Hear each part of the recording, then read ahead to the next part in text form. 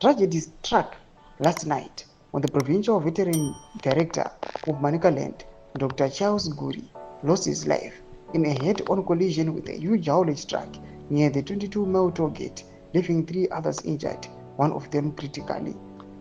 Sanapina mashoko ari kuda panguva ino pamusoro pekutsakatika kuita a veteran aiwa Dr. Guri panguva ino vachitsakatika mutsaona panguva ino pari kuonekwa kuti aiwa tsaona dziri kuitika panguva ino hadzichanyatsi kunzwisisika ende dziri kuclaima maveteran enyika. Nobva subscribe like out on the bell icon.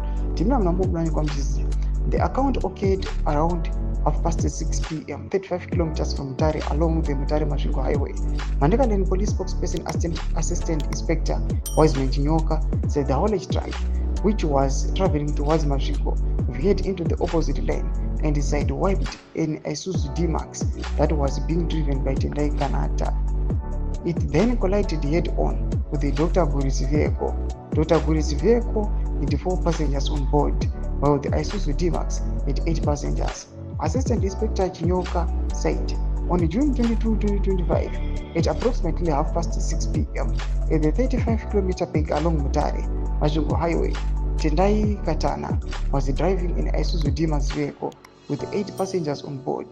Dr. Guru was following behind with 4 passengers, while Farai Murawa was driving a truck with 2 passengers towards Masvingo. About 200 meters before the 22-mile toll gate, the truck veered into a Katanasi lane, causing a side wipe. Guri sustained bleeding nose and had his right foot cut off. He died upon admission at Victoria Chitepo Provincial Hospital.